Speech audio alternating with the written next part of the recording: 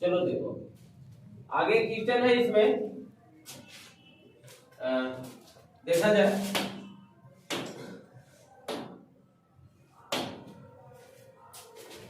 चौबीस वाला क्वेश्चन देखो क्या कर रहा है, निम्नलिखित में से कौन लंबे विद्युत धारा तार के निकट चुंबकीय क्षेत्र का सही वर्णन करता है। चुंबकीय क्षेत्र का मतलब यहाँ पर चुंबकीय क्षेत्र का प्रॉपर्टी जानना है, मैग्नेटिक फील्ड का, मैग्नेटिक फील्ड। सबसे पहले तुम लोग ये बताओ कि चुंबकीय क्षेत्र कहते किसे है। किसी चुंबक के चारों ओर का वह क्षेत्र जहां चुंबक के प्रभाव को अनुभव किया जाता है उसे हम लोग चुंबकीय क्षेत्र कहते हैं। चुंबकीय क्षेत्र का जो एसआई मात्रक होता है वो होता है न्यूटन पर एम्पियर मीटर। ये चुंबकीय क्षेत्र का एसआई मात्रक हो गया। या तो आप इसको टेस्ला के नाम से भी बोल सकते हो। क्या बोल सकते हो? टेस्ला। इसका ठीक है, इसका एसआई मात्रक होता है। तो इसमें क्वेश्चन में यही कह रहा है कि चुंबकीय क्षेत्र की क्षेत्र रेखाएं की तार लंबवत होती है। तो जी नहीं, इसके ये जो चुंबकीय क्षेत्र का जो सही वर्णन जो करता है विद्युत धारा के लिए, ये लंबवत नहीं होता है। चुंबकीय क्षेत्र रेखाएं तार के समांतर होती है। चुंबकीय क्षेत्र रेखाएं सकेंद्री क्षेत्र रेखाओं की केंद्र तार होता है। चुंबकीय क्षेत्र रेखाओं और ये होता है, ये पता नहीं क्या होता है, जिनका अद्भुत तार होता है, उद्भव तार होता है। ठीक है, तो देखो इसमें तार के लंबवत नहीं होता है, तार के समांतर भी नहीं होता है, लेकिन उसके केंद्र के समांतर होता है। इसका ये आंसर सही होगा। अब यहाँ पर ये आंसर ऊपर देख करके नहीं लगा रहा है। ठीक है, आगे क्वेश्चन देखो फिर क्या है। कहता है डायनमो, डायनमो जिसको हम लोग जनित्र कहते हैं, जनरेटर का नाम सुना है? जनरेटर, चालू कर जनरेटर। देखो यार डायनेमो में कैसी धारा प्राप्त होती है? तो डायनेमो जो होती है उसमें दिष्ट धारा भी प्राप्त होती है और प्रत्यावर्ती धारा भी। प्रत्यावर्ती धारा और दिष्ट धारा दोनों प्रकार की धारा उत्पन्न होती है, इसलिए ऑप्शन इसमें सी हो जाएगा। ठीक है, जनित्र दोनों प्रकार की धारा उत्पन्न करती है। ठीक है, जनित्र मतलब जनरेटर। ठीक है, जनरेटर दोनों प्रकार की धारा उत्पन्न करती है। उसके बाद अगला क्वेश्चन जो है कहता है 1 ओम 2 ओम और 3 ओम के 3 प्रतिरोधों को श्रेणी क्रम में समतुल्य प्रतिरोधों का। देखो इसमें क्वेश्चन आगे देखो ऑप्शन क्या है।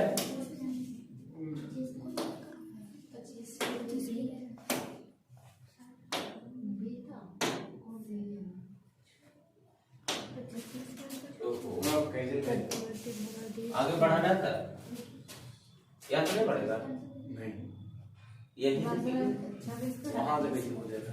चलो देखो आगे इसमें क्वेश्चन एक आ रहा है। देख लो इसमें क्वेश्चन क्या कर रहा है, सब सारे विद्यार्थी लोग थोड़ा सा देखेगा।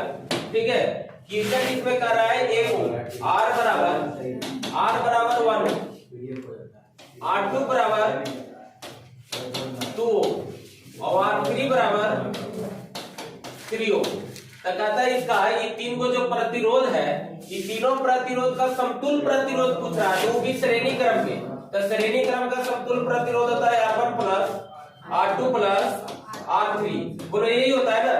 ये आपका 1 ओम दे रखा है, ये 2 ओम दे रखा है और ये आपका 3 ओम दे रखा है। तो सबको जोड़ेगा तो कितना आ जाएगा? 6 ओम हो जाएगा। तो 6 ओम किसको लिखा जाएगा? देखो 6 ओम। इसका आंसर जो मेनली रूप से जो होगा से कितना होगा? 6 ओम। तो 6 ओम कौन वाला ऑप्शन है? डी ऑप्शन लगाना होगा। ठीक है, कोई दिक्कत? आगे क्वेश्चन है, कहता है कि अगला क्वेश्चन जो 27 वाला वो देखा जाए। गोलीय दर्पण, गोलीय दर्पण जिसका दृश्य क्षेत्र बहुत विस्तृत होता है, मतलब किस गोलीय दर्पण का उसका दृश्य जो होता है वो विस्तृत होता है। तो विस्तृत वाले जो दर्पण होता है वो उत्तल होता है। ठीक है, इसका आंसर ही लगाना होगा। ब्रिक के संरचनात्मक एवं क्रियात्मक इकाई को क्या कहते हैं? ब्रिक की संरचनात्मक तो नेफ्रॉन बायोलॉजी है, ये आपका नेफ्रॉन अंश होगा। ठीक है, क्या होगा इसका आंसर? नेफ्रॉन। ऐड करते जाओ फटाफट।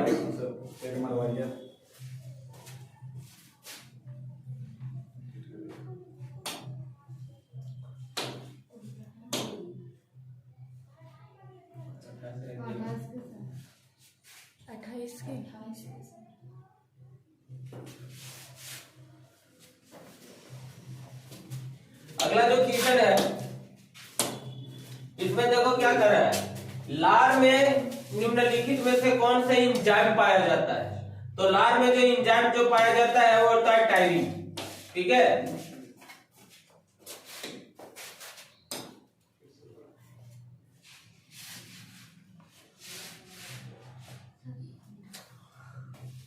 हो गया था वो 29 वाला क्वेश्चन।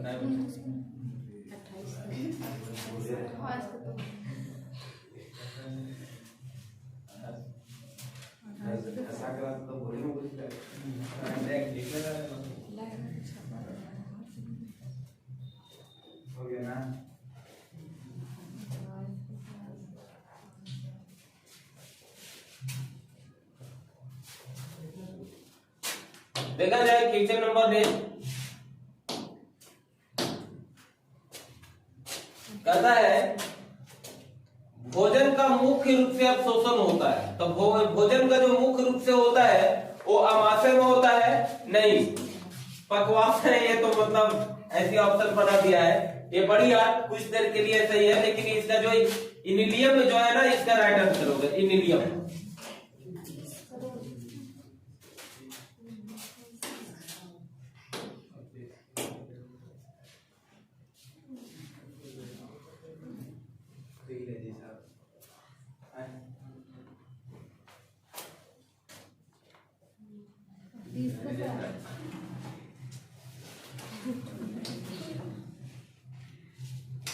उतार लिया जाए, इसका आंसर होगा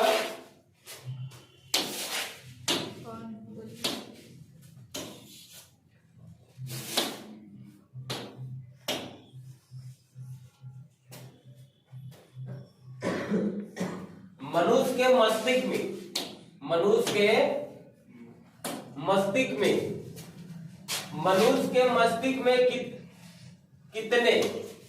कितने भागों में बांटा गया। मनुष्य के मस्तिष्क को कितने भागों में बांटा गया, तो मनुष्य के मस्तिष्क को कितने भागों में बांटा गया है, इसका आंसर ये होगा। ठीक है, मनुष्य के मस्तिष्क को कितने भागों में बांटा गया है, 3 भागों में बांटा गया है। कौन कौन जी, तीनों का नाम पता है ना? Yes sir.